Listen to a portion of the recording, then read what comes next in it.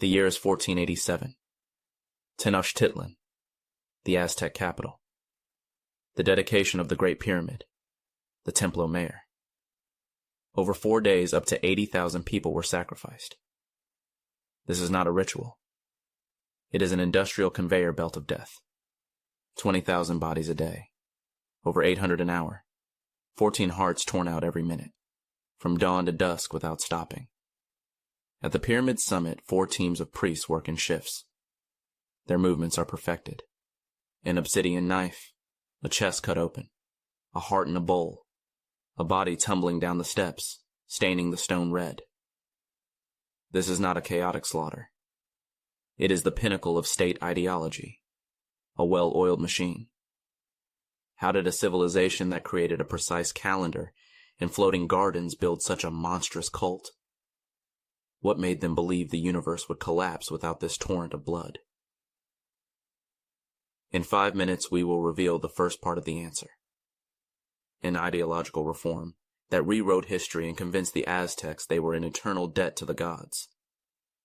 But the scale is just the first mystery. Here are 2 more that defy all logic.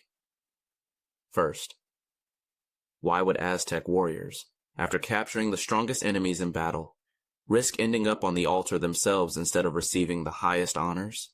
What logic compels a nation to sacrifice its best and brightest to prove its strength to the gods? The answer to that question awaits you in Section 6.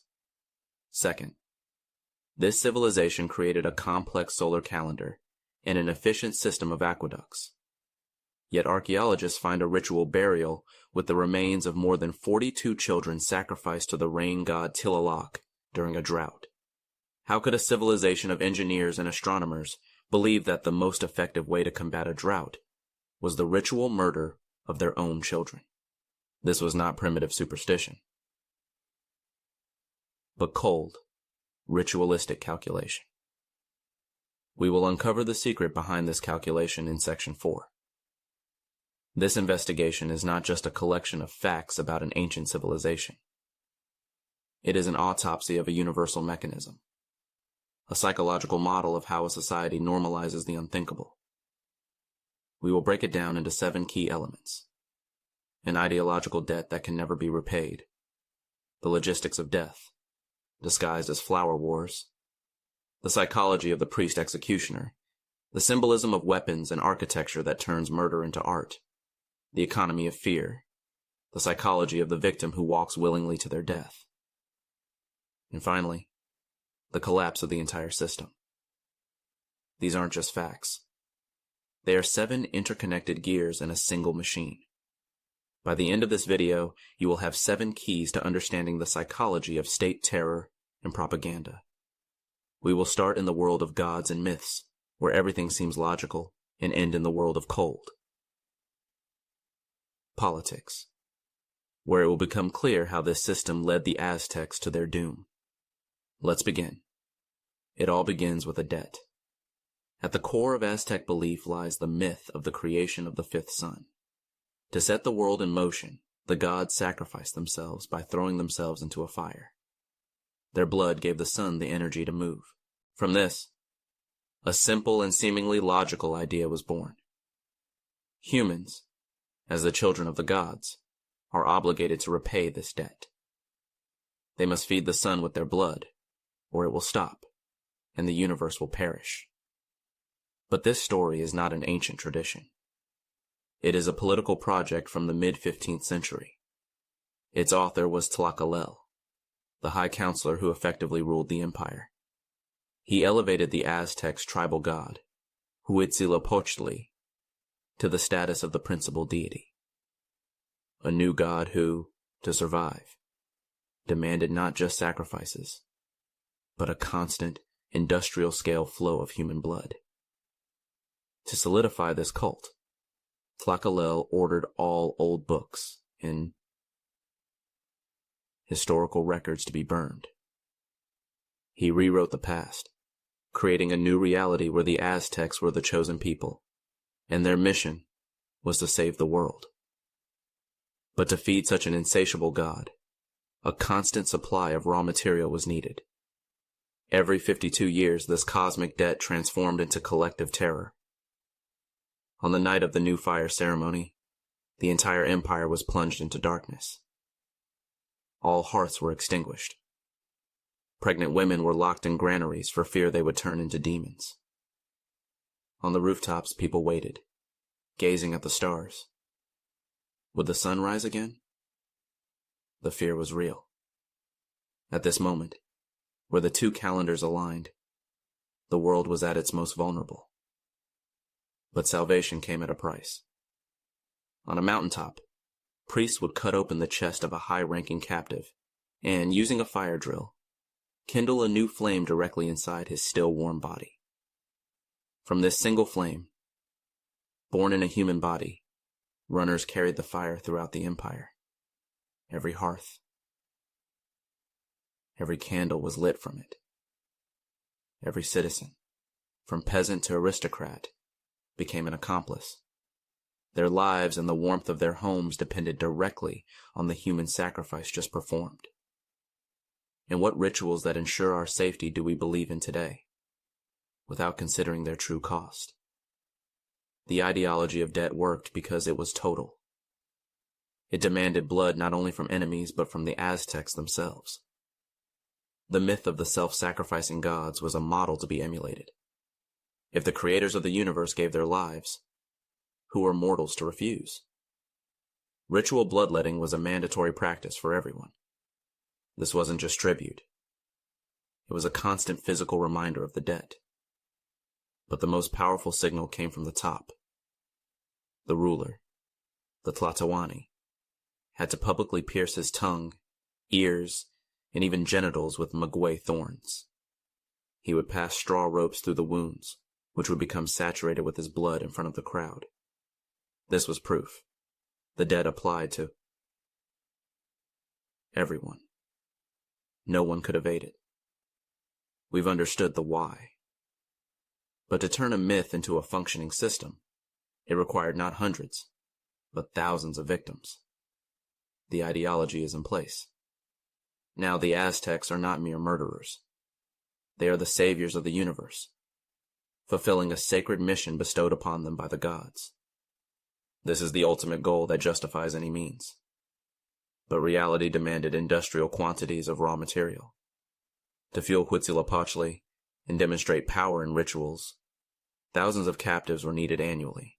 Conventional wars, aimed at capturing territory and resources, simply could not provide such a stable and massive flow of bodies. Therefore, the Aztecs invented something unique. They created a type of war whose sole purpose was not land, gold, or political influence, but exclusively the capture of human bodies for the altar. They put death on an assembly line, creating a veritable factory of victims. The next section will dissect the mechanism of this factory and show how entire battles were transformed into staged spectacles for a sacred hunt. These battles were called Tlacaelel, or flower wars. At first glance, they resembled a chivalric tournament on the scale of entire armies. Opponents would agree on the time and place of battle in advance, fight according to strict rules, and then disperse.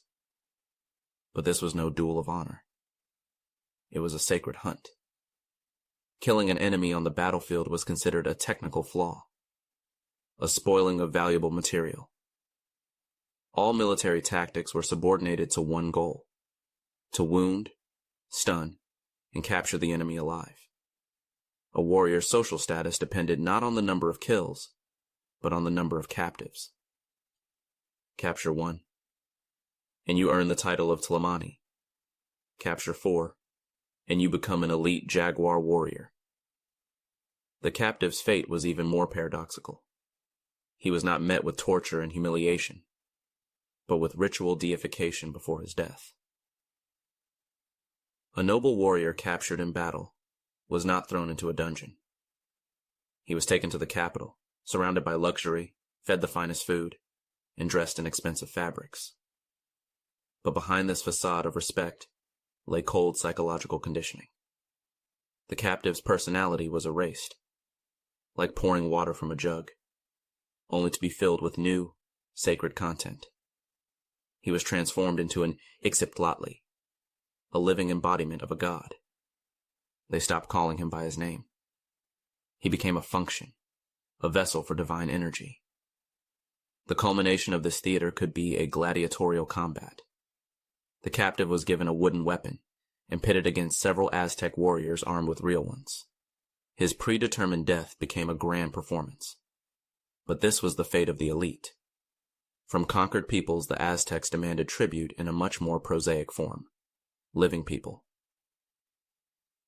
Isotopic analysis of remains found at the Templo Mayor shows that victims came from all corners of Mesoamerica. Conquered city-states paid tribute in corn, textiles, and gold, a standard imperial economy. But the Aztec codices reveal another currency: human lives. The Codex Mendoza clearly specifies quotas. Which city must supply how many people annually for the altar? This was an economy built on blood, where a human being was a standardized resource. Refusal to deliver was punished with a brutal expedition. Thus, the Aztecs created a ring of hatred around themselves. This very hatred would help a handful of conquistadors topple the empire. But what weapons did they use in this hunt? Imagine yourself as an Aztec weaponsmith. Your task: create a weapon that doesn't kill, but maims and captures. Here's the answer: the macuahuitl. A wooden club edged with sharp obsidian blades. It was ideal for inflicting lacerations, breaking bones, and causing shock from pain, but not for killing instantly like a steel sword. And yet, according to the conquistadors, its blades were so sharp they could decapitate a horse in a single blow. Their entire military technology followed the same logic. The atlatl spear thrower, entangling nets, short clubs. Aztec warriors were not soldiers in our sense of the word. They were hunters of men. But if the warrior was the hunter, who was the butcher? To cut out the hearts of dozens of people daily without going mad, the priests used brutal psychotechniques to kill the empathy within themselves. What do a priest atop a pyramid and a surgeon at an operating table have in common? Both must suppress empathy to do their job.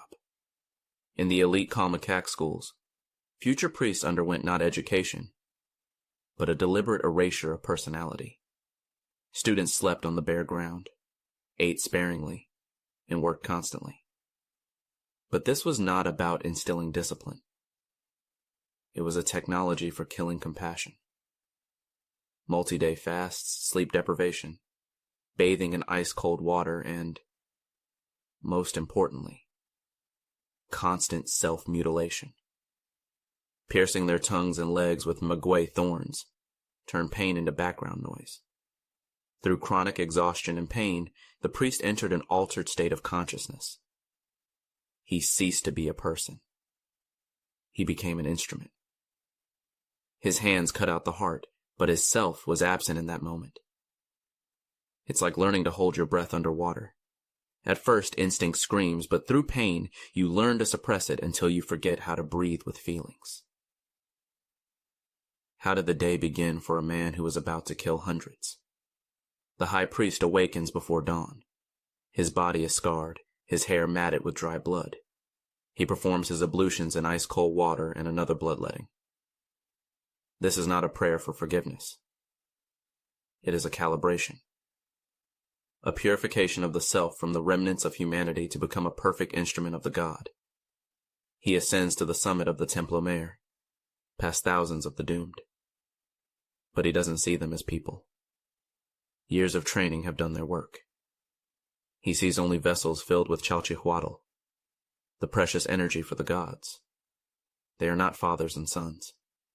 They are a resource. His movements at the altar are precise, mechanical, almost surgical. 4 exact motions. This is not murder. For him, it is the highest form of service. And it was this state that made it possible to commit the unthinkable. We are now approaching the solution to the mystery posed at the beginning.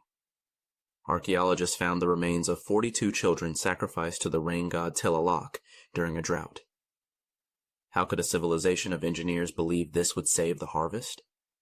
The answer lies in a monstrous ritualistic logic. For the Aztecs, children's tears were magically linked to rain. The more bitterly a child cried on the altar, the heavier the downpour would be. This means the priests intentionally inflicted unbearable suffering on the children before death to induce tears. They might tear out their fingernails. In their worldview, this was not sadism, but a horrific yet necessary act to save hundreds of thousands from starvation. It was a lesser evil, made possible only because the priests saw not a person in the crying child, but an instrument for climate control. Ideology demanded blood. Logistics supplied it. The priest's psychology permitted it to be shed. It seems the system is complete. But this is only the software. The conveyor belt of death must also have hardware. The architecture of the pyramids, the shape of the ritual knives, the layout of the city, none of this was mere background. They were active participants in the ritual, dictating its script. The Great Pyramid, the Templo Mayor, was not just a temple. It was a stone book that guided both victim and executioner up its steps. In the next section, we will decipher the code encrypted in stone and blade, and we will answer the question, why did the main Aztec pyramid have two temples at its summit instead of one? The answer is in the dualism encoded in stone. The two temples atop the Templo Mayor were not an architectural whim. They were a map of the Aztec universe. The southern temple, painted the red of blood, was dedicated to the war god Huitzilopochtli. The northern one, painted the blue of water, belonged to Tlaloc, the god of rain and fertility. At first glance, it seems simple. The Aztecs honored two primary gods, but the reality is deeper. This was a material symbol of the eternal balance. War and agriculture, fire and water, death and life. The victim, ascending the red or blue steps, physically restored the cosmic equilibrium with their final journey. The architecture was the script. But the temple was not the only living participant in the ritual. The instrument used to commit the murder was considered by the Aztecs not a thing, but a deity. Why was the ritual obsidian knife, the Tlacaelel, often depicted with eyes and teeth on its handle? This was not mere decoration. Obsidian, a volcanic glass, is sharper than surgical steel, the perfect material for quickly opening a chest cavity. But to a priest, it was not an object, but a being. The knife was considered the incarnation of a god named Itztli. The priest did not kill. He was merely a conduit through which the knife deity consumed the victim's heart. This knife was ritually fed with blood and dressed in garments. It was a mechanism for deflecting responsibility. The priest does not kill.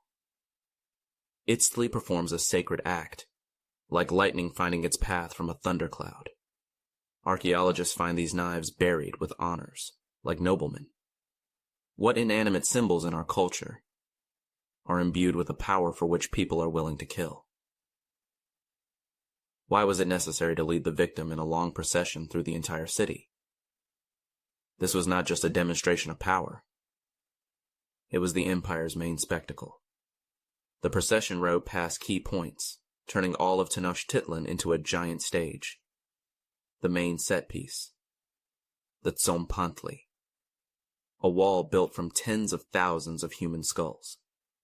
It is estimated that the main Tzompantli contained up to 60,000 skulls. It was a graphic, physical reminder of the process's continuity. The climax was the ascent up the 114 steep steps of the Templo Mayor. For the victim, it was an ascension into the world of the gods. For the hundreds of thousands of spectators below, it was an annual demonstration of how their universe worked. But the main audience for this theater was not the gods or the capital's inhabitants. It was the ambassadors of conquered nations. stone temples symbolizing the cosmos, living knives absolving guilt, a city transformed into a stage for a ritual. Was this entire complex system created only for the gods? We've seen how architecture and tools encoded ideology in stone, making it indisputable. But what if the main purpose of this bloody theater was not the gods, but people? What if it was the most effective campaign for retaining power in history? Let's strip this ritual of its religious veil.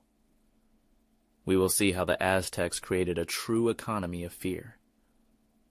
We are moving from the language of myth to the language of power. In 1487, for the dedication of the Templo Mayor, the Aztecs invited the leaders of hostile states. Why invite enemies to your most important festival? On the surface, it's a display of power and wealth. To show guests the grandeur of Tenochtitlan, the might of its army. A classic move. Impress and convince them of the futility of resistance. But the reality was different. Right before the guests' eyes, according to the chronicle of Diego Duran, a conveyor belt was launched that claimed tens of thousands of lives in 4 days. 14 victims a minute. A new heart was torn out every 4 seconds. This was not an invitation to dialogue, but a public torture session. The priests worked in shifts so the flow of blood would not cease. The message was unambiguous. This is what we do to those who resist us. Pay your tribute, or your people will become fuel for our gods. And this political calculation explains why sometimes even the best Aztec warriors ended up on the sacrificial stone.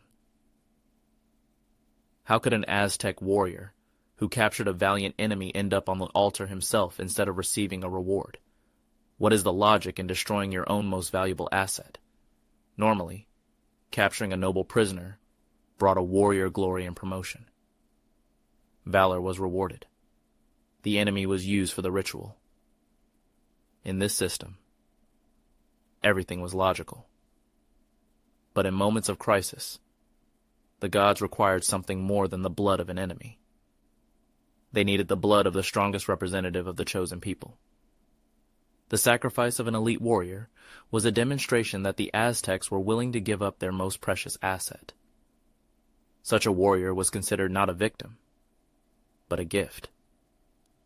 His death was the ultimate act of political theology. It had a dual effect. It showed the gods absolute faith, and it showed people, both their own and foreigners, that the state was prepared to do anything. The ultimate tool of control. This practice of total control led directly to the most terrifying form of tribute from conquered peoples. What happened after the Aztec army conquered another city? On the surface, everything looks standard. The Codex Mendoza details what vassals were required to supply: gold, feathers, textiles, cacao, a pragmatic system of economic enrichment. But the main form of tribute was an invisible quota for the supply of people. Strontium isotope analysis of remains from the Templo Mayor confirms that 70% of the victims were from other regions. Conquered cities regularly sent their youth to Tenochtitlan. The mechanism was genius in its cruelty. The selection and dispatch of this tribute fell to the local rulers. This forced them to become accomplices, inciting the hatred of their own people. The system not only depleted the gene pool, but it also destroyed their societies from within, preventing rebellions. But we are still looking at this through the eyes of priests and politicians. What did the person on the altar see? We have analyzed the cosmic debt, the factory of victims, the training of the executioners, and the economy of fear. The system seems fully described. But this complex machine is missing one central detail. All this time, we have been looking at events from the top down, through the eyes of the emperor and the priest. We have analyzed the system as outside observers. But what did the person feel whose heart was about to be torn out with an obsidian knife? We will not understand the civilization until we look into the mind of the victim. The most chilling mystery of this story is why many went to their deaths with no visible resistance. The next step will reveal the psychology of this acceptance. Spanish chronicles are full of descriptions of this phenomenon. Valiant warriors walking to the altar with a dignity that seemed a miracle or a diabolical illusion. How can one accept one's own ritual murder without panic? The answer lies in a cultural code shared throughout Mesoamerica. A captive from the hostile state of Tlacaelel shared the basics of cosmology with the Aztecs. For him, death on the sacrificial stone was one of two options for a good death, on par with dying in battle. It was the ultimate recognition of his valor by the enemy. Showing fear or begging for mercy was considered the greatest shame, which would devalue the sacrifice and deprive him of a glorious afterlife. He was trapped in a cultural matrix and had to play his part. But it turned out the priests had a way to bypass even the strongest self-preservation instinct through direct chemical influence on the brain.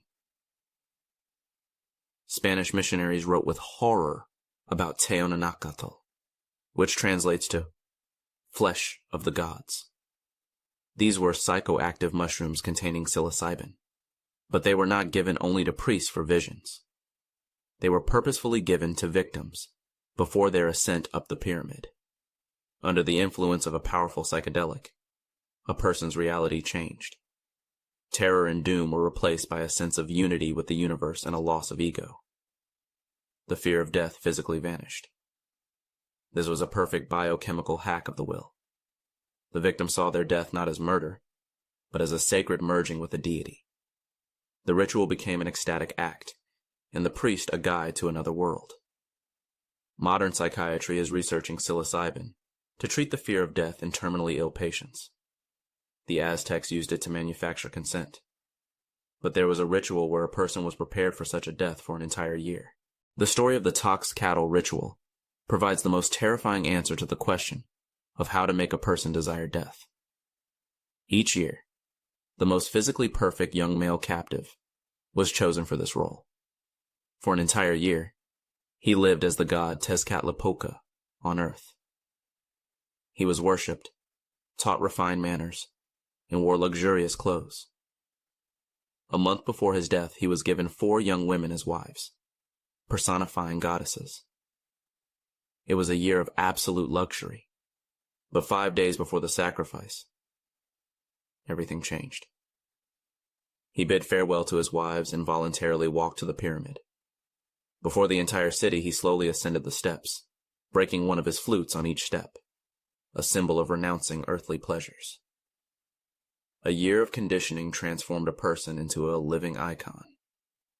By the time he reached the summit, he was no longer a person, but a symbol who was obligated to play his role to the end. So here we have a total system. An ideology demanding blood. A policy that uses fear. Psychotechniques that kill compassion. Chemistry that suppresses will. What could go wrong in this seemingly invulnerable structure? It turned mass murder into a sacred duty and death, on the altar, into an honorable spectacle. But it was this perfect system, honed to solve internal problems, that became the cause of its rapid collapse. It was like a complex mechanism designed for sterile conditions, which breaks instantly from a grain of sand from another world. When the Spaniards landed on the shore, they brought with them a new mental operating system, a war of annihilation. Aztec ideology was helpless against the pragmatic cruelty of the conquistadors. All the elements of the system we have studied converged at one moment to create a catastrophe. Why couldn't an army of 200,000 warriors destroy a force of a few hundred Spaniards? On the surface, the answer is obvious: steel, gunpowder, and horses. But the facts tell a different story. The decisive difference was not in the hardware, but in the programming. Decades of flower wars had programmed the Aztecs to capture prisoners, not to kill. They risked their lives to take an enemy alive, while the conquistadors simply killed. This became fatal during the Night of Sorrows, on June 30th, 1520. The Aztecs could have completely annihilated Cortez's retreating force, but instead, they rushed to capture prisoners and trophies. This ritualistic greed gave Cortez time to escape, and he did not return alone. He brought back an army that the Aztecs themselves had created for him. Where did a defeated Cortez get thousands of warriors to besiege Tenochtitlan? He was not a brilliant diplomat. He was a detonator. The main striking force of his new army was the Tlacaelels, the very people the Aztecs had used for decades as a farm for the flower wars. The entire economy of fear, created for suppression, had a monstrous backlash. It created an enemy whose hatred was stronger than fear. The fall of Tenochtitlan was not the victory of 500 Spaniards. It was the culmination of a civil war ignited by the Aztecs themselves. During the final assault, up to 150,000 indigenous warriors fought on Cortez's side. The system of sacrifice had literally armed those who would destroy it. But even with an army, Cortez could have lost if not for one more factor. The Aztec ideology paralyzed the will of their own leader. Why did Moctezuma II, or the emperor, allow the enemy into his capital? He was shackled by myth. An ancient prophecy spoke of the return of a light-skinned, bearded god, Quetzalcoatl, from the east in the year 1 Reed. By a fateful coincidence, Hernán Cortés landed on the coast in 1519, the year 1 Reed. His appearance and the direction of his arrival perfectly matched the prophecy. Moctezuma and his priests, whose world was built on omens, were trapped by their own ideology. This caused cognitive paralysis. Instead of ordering the destruction of the newcomers, Moctezuma sent them gifts, including 2 discs of gold and silver the size of a wagon wheel. The system that demanded thousands of victims to appease the gods left the Aztecs defenseless against a handful of adventurers. An empire built over centuries collapsed in 2 years. The ideology created to save the world became the cause of its destruction. The military doctrine, the politics of terror, and religious fatalism. The 3 pillars of their strength became 3 nails in the coffin of their civilization. Everything that made them strong within Mesoamerica made them fragile in the face of the outside world. This is the main lesson of their history. But although the empire is dead, and its gods are forgotten, the fundamental mechanisms that underpinned it are eternal. The human ability to create ideologies that justify any cruelty in the name of a higher purpose has not disappeared. The story of the Aztecs is not a tale of the past. It is a mirror. And now we will assemble all 7 elements of their death machine to understand what it says about ourselves. Let's put this machine together. First element. Any great ideology requires a resource. The Aztec idea of a cosmic debt worked like a powerful pump, creating a vacuum, and the flower wars were the pipeline that continuously pumped human lives into this vacuum. This is an unbreakable link. Software doesn't work without hardware. Any totalitarian ideology that promises a paradise on Earth or racial purity similarly creates a need for a resource. And when that resource is declared to be people, enemies of the state, infidels, untermenschen, the system inevitably creates its gulags, its concentration camps. The Aztecs simply took this logic to its ritualistic absolute. The conclusion is simple.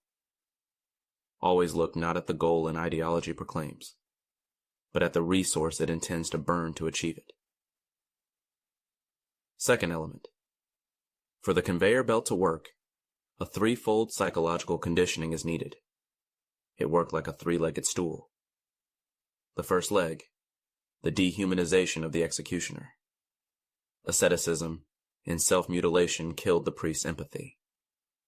The second leg, the sacralization of the process. Architecture, rituals, and living knives turned murder into a sacred act, removing personal guilt. The third leg, breaking the victim's will. Cultural code and psychoactive mushrooms turned a person into a symbol who walk to their death willingly. Remove even one leg and the whole structure collapses. The ritual becomes a disgusting slaughter. If the priest feels sympathy, if the knife is just a knife, if the victim screams in terror, the system breaks. This same principle is used by all military propaganda and genocidal rhetoric. Third element, systems built on fear are always unstable. The economy of fear was effective in the short term. It secured tribute and suppressed rebellions.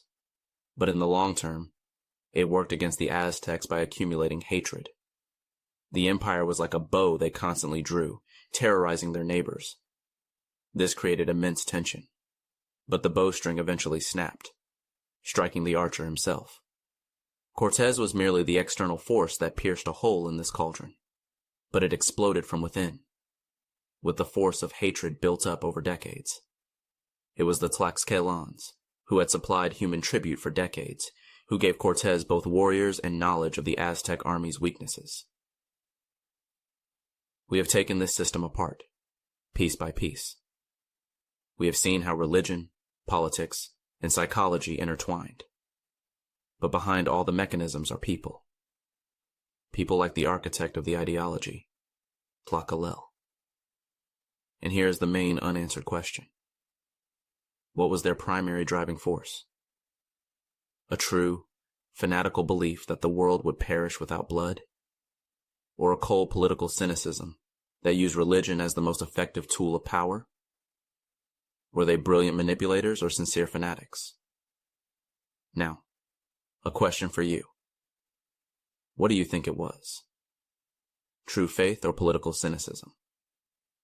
Write just one word in the comments. Faith or cynicism? Let's see which answer gets more votes.